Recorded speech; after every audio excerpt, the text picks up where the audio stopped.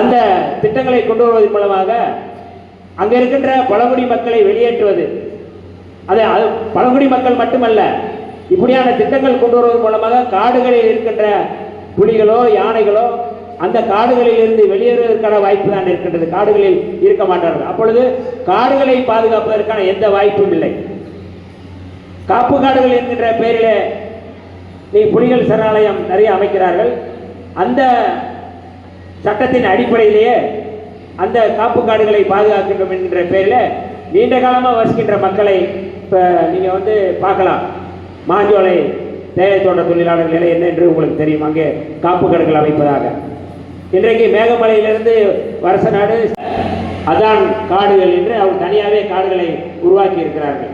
அங்கே வெளியிலிருந்து சிங்கம் புலி கரடிகளை கொண்டு வந்து அங்கே கட்டமைக்கிறார்கள். அப்போ இவற்றை அவர்கள் தனித்தனியாக அந்த காடுகளை பயன்படுத்தி அதை வியாபார பொருளாக வியாபாரத்துக்கு அதை கொண்டு செல்ல முயற்சி செய்கிறார்கள்.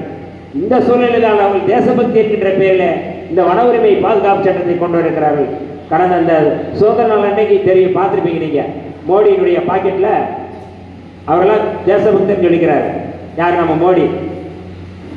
தலைகளாக கொடியை வச்சிருக்கிறார். முதல்ல காவி இருக்கணும், அப்புறம் கீழே தான் பச்சை இருக்கணும். இவர் முதல்ல பச்சை வச்சிருக்கிறார். அப்போ இவங்கெல்லாம் தேசபக்தி இருக்கிற பேரில் இந்தியாவை ஒரு பெரிய நாங்கள் வல்லரசாக்கம் நினைச்சிட்டு இருக்கிறாங்க. உண்மையாகவே காடுகளை விட்டு வெளியேறக்கூடியது, வெளியேற்ற வேண்டியவர்கள் இன்றைக்கு ஒட்டுமொத்தமாக பாஜக இந்த ஆணவ படுகொலையில் தொடர்பாக அதை தடுத்து நிறுத்துவதற்கான கருத்துக்களை அந்த ஆணையத்தின் முன் சொல்லியிருக்கிறது. மற்ற கட்சிகள் இதுவரை சொல்லவில்லை. ஆகவே அவரிடமும் கருத்து கேட்டு ஒட்டுமொத்தமாக எல்லாவற்றையும் ஆய்வு செய்து நாங்கள் ஒரு அறிக்கையை முதலமைச்சரிடம் சமர்ப்பிக்க வேண்டும். அதற்கு எங்களுக்கு 9 மாதம் கால அவகாசம் வேண்டும் என்று கோரிக்கை வைத்திருக்கிறார்கள். அந்த கோரிக்கையின் அடிப்பில் 9 மாதம் நீட்டிக்கப்பட்டிருக்கின்றது. இப்பொழுது 9 மாதம் அவர்கள் இந்த பணியை செய்து முடித்த பிறகு அந்த சட்டம் கொண்டு வருவதற்கான அறிவிப்புகளை மாண்புமிகு முதல்வர் அவர்கள் அறிவிப்பார்கள்.